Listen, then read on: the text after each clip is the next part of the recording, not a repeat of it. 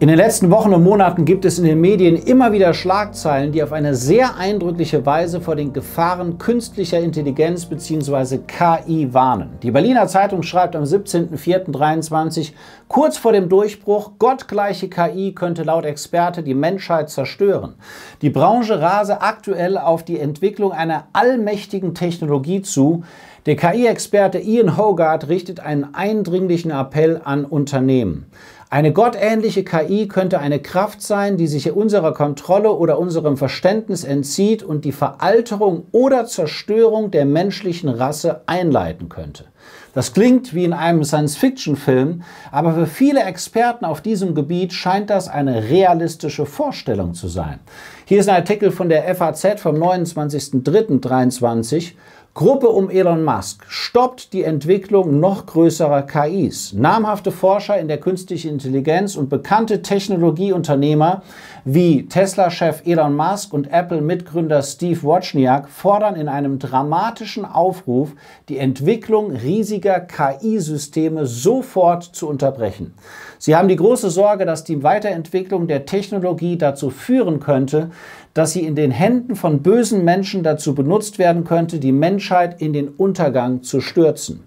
Ende Mai, also nur 2 Monate später, gab es dann ein erneutes Warnschreiben einer Elite von Experten, die große Sorgen haben. Und dazu schrieb der Spiegel: Vergleich mit Pandemien und Nuklearkrieg. KI-Elite warnt vor dem Ende der Menschheit. Künstliche Intelligenz birgt nach Auffassung hunderter Experten für die Menschheit das Risiko der Auslöschung. Ihre Warnung besteht aus einem einzigen Satz. Auch OpenAI-CEO Sam Altman hat unterzeichnet. Das sind krasse Aussagen, die einen auf jeden Fall aufhorchen lassen. Und bevor wir uns anschauen, welche Rolle künstliche Intelligenz in Verbindung mit prophetischen Aussagen der Bibel spielen könnte, müssen wir uns natürlich erstmal anschauen, was künstliche Intelligenz eigentlich ist. KI ist die Fähigkeit eines Computersystems, mathematische Algorithmen einzusetzen, um eine oder mehrere Aufgaben zu erledigen, die normalerweise menschliche Intelligenz erfordern. Also es ist eine Technologie, die beispielsweise digitale Assistenten wie Alexa oder Siri in die Lage versetzt, gesprochene Fragen zu beantworten, Reisen zu buchen, elektronische Geräte bei uns zu Hause zu steuern oder aber auch ausgehend von unseren letzten Einkäufen uns vorzuschlagen, was wir vielleicht als nächstes gerne kaufen würden.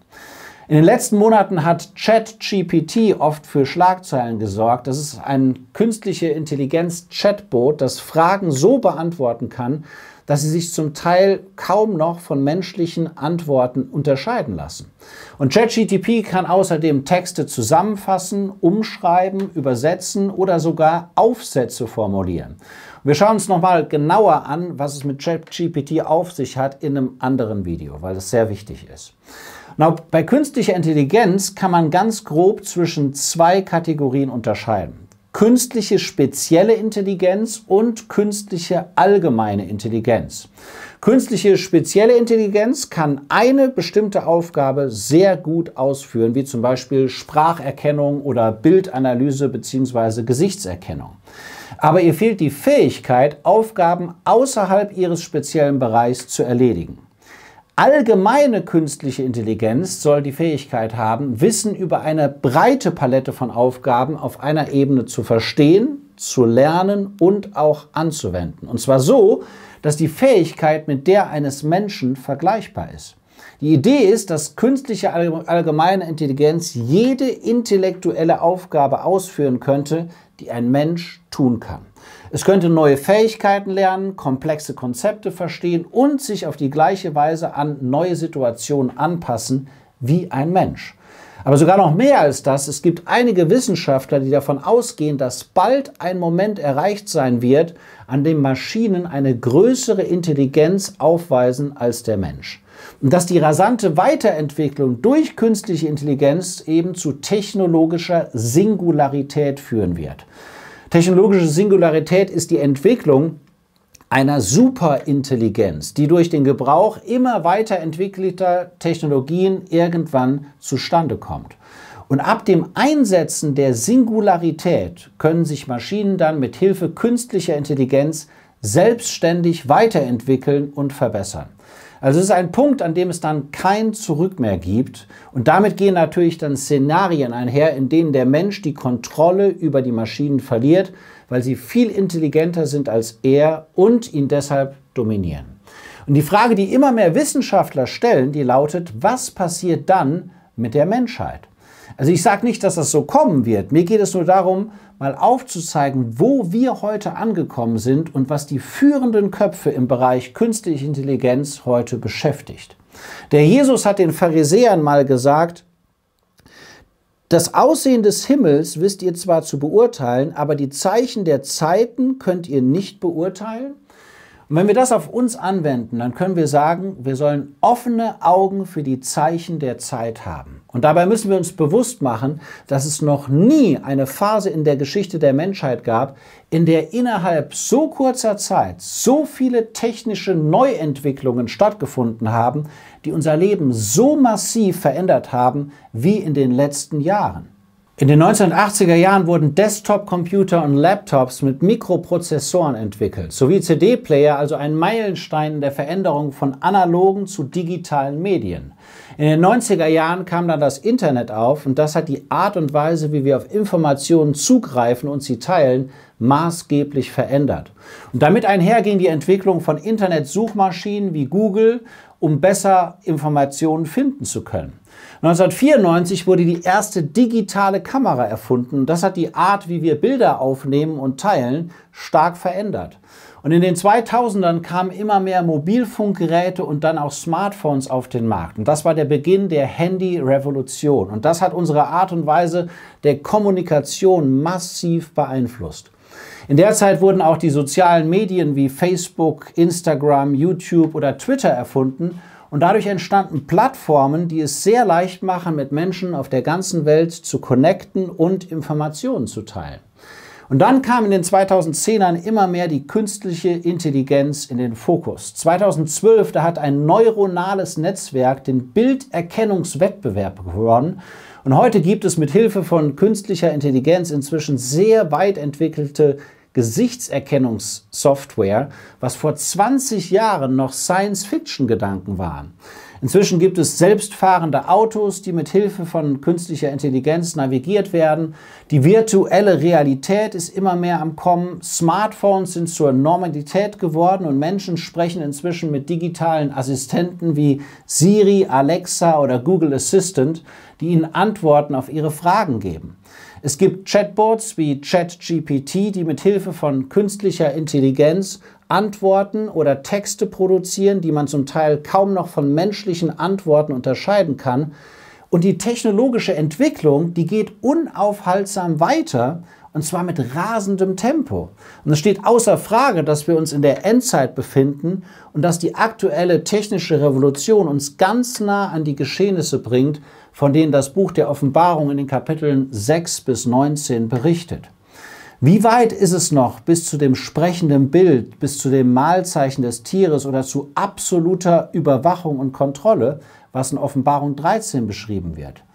Und gerade die Kombination von Digitalisierung und künstlicher Intelligenz eröffnet Möglichkeiten der Überwachung, der Manipulation und der Beeinflussung oder Diktatur, die vor 30 Jahren noch undenkbar gewesen wären. Jedes Mal, wenn wir unser Smartphone nutzen und ins Internet gehen, werden Daten über unser Leben gesammelt. Und mit der Zeit entsteht dadurch sozusagen ein digitales Bild oder ein digitaler Fingerabdruck von uns. Und durch dieses digitale Bild wird erkennbar, wie wir kommunizieren, was wir für Präferenzen oder Gewohnheiten haben, wofür wir uns interessieren und mit wem wir vernetzt sind und so weiter. Und diese Daten wiederum werden ohne unsere Zustimmung an Unternehmen verkauft. Und diese Unternehmen, die können dann künstliche Intelligenz dazu benutzen, um diese Daten auszuwerten. Und dadurch kann beispielsweise dann ganz gezielt Werbung in Verbindung mit unseren Aktivitäten oder Präferenzen geschaltet werden. Und das geht zum Teil schon so weit, dass man zu Hause sitzt und sich mit jemandem über etwas unterhält. Es liegt irgendwo ein Smartphone auf dem Tisch und kurze Zeit später bekommt man plötzlich Werbung oder Angebote zu dem Thema, über das man sich gerade unterhalten hat. Also wir müssen uns bewusst machen, dass wir unsere Informationen und unsere Privatsphäre Maschinen übergeben, ohne dass wir wissen, was damit geschehen wird. Und dadurch können wir, ohne dass wir es merken, kontrolliert und manipuliert werden. Wir wissen, dass in der Drangsalzzeit in Europa ein Diktator aufstehen wird, der die totale Kontrolle über die Menschen in seinen Händen hat, sodass er bestimmen kann, dass nur diejenigen kaufen oder verkaufen, der das Mahlzeichen des Tieres trägt. Und wenn man sich heute mal das Vorbild Chinas anschaut, dann sieht man, wie schnell es in diese Richtung gehen kann. Dort werden Menschen an vielen Orten heute in der Öffentlichkeit rund um die Uhr durch Kameras überwacht, die künstliche Intelligenz zur Personenerkennung verwenden. Und das Punktesystem, das dort eingeführt wurde, das erlaubt Bürgern gewisse Vorrechte, wenn sie sich strikt an die Vorgaben der Regierung halten. Wenn man sich aber mit jemandem trifft, der der Regierung kritisch gegenübersteht, dann bekommt man Punktabzüge. Oder wenn man sich selbst kritisch zu Entscheidungen der Regierung äußert, bekommt man Punktabzug. Wenn man als Christ sich gegen antichristliche Gesetze auflehnt, bekommt man Punktabzug und so weiter. Und wenn man eine gewisse Punktezahl nicht erreicht, dann darf man beispielsweise nicht mehr reisen oder man darf an gewissen sozialen Aktivitäten nicht mehr teilnehmen. Das klingt wie in einem Science-Fiction-Film, ist aber in China knallharte Realität. Und die Technologie für so einen Überwachungsstaat gibt es inzwischen auch in Europa. Alles, was noch fehlt, ist eine zentrale Zusammenführung der Daten und ein starker Mann, der die Macht an sich reißt und die künstliche Intelligenz zur Überwachung und Unterdrückung der Bürger einsetzt. Es gibt heute Projekte, die daran arbeiten, mit Hilfe von künstlicher Intelligenz sogar Gedanken zu lesen. Eine Person denkt mit, wenn ihr etwas vorgelesen wird oder wenn sie sich selbst etwas erzählt, und während sie das tut, wird ein Film von ihrer Gehirnaktivität gemacht. Und aus diesem Film kann künstliche Intelligenz heute schon im besten Fall 40–70% der Erzählung reproduzieren. Also so eine Art Lippenlesen im Gehirn. Und das wird sich natürlich noch weiterentwickeln.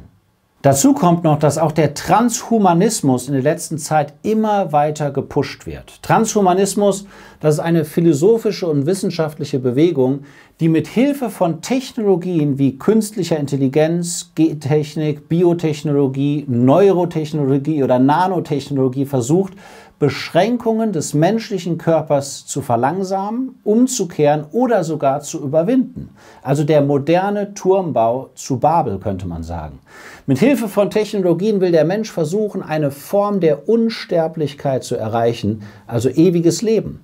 Und dann wird daran gearbeitet durch sogenanntes Biohacking, also der Implantation von Technologie in den Körper, physische Einschränkungen zu überwinden und Fähigkeiten von Menschen auf undenkbare Weise zu verbessern. Und in diesem Zusammenhang wird auch von Cyborgs gesprochen, also einer Verschmelzung von Mensch und Maschine. Und dann gibt es noch das Streben danach, unseren aktuellen menschlichen Zustand zu überwinden und einen Zustand des Seins zu erreichen, der sich grundlegend von dem unterscheidet, was wir derzeit als Menschen erleben. Und eine Möglichkeit, um das zu erreichen, soll das Hochladen des Geistes sein. Also man will versuchen, das Bewusstsein eines Menschen auf ein digitales Medium zu übertragen. Und dadurch soll der Mensch dann unabhängig von seinem biologischen Körper existieren und unsterblich sein. Das ist im Grunde genommen nichts anderes als eine humanistische Religion, die Vergötterung des Menschen. Und sehr einflussreiche Personen in unserer Zeit, die sprechen ganz offen von diesem Ziel.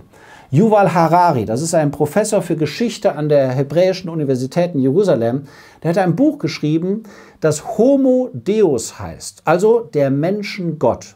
Und darin beschreibt er, wie die Menschen im Rahmen der wissenschaftlichen Revolution an die Stelle der Götter treten. Und Harari spricht von einer humanistischen Religion, in der die Wissenschaft den Menschen zu Gott erhebt. Und um das zu erreichen, müssen die Menschen nur zwei Probleme lösen. Das technische Problem des Todes, schreibt er, und sie müssen Lösungen finden, wie man Menschen durch technologische Implantate oder Medikamente oder Drogen dauerhaft so glücklich wie möglich machen kann. Und man darf nicht vergessen, dass dieser Mann unter anderem Berater von Klaus Schwab ist, dem Gründer des World Economic Forum, der regelmäßig die einflussreichsten Politiker und Unternehmer der Welt um sich schart und der selbst gewaltigen Einfluss hat.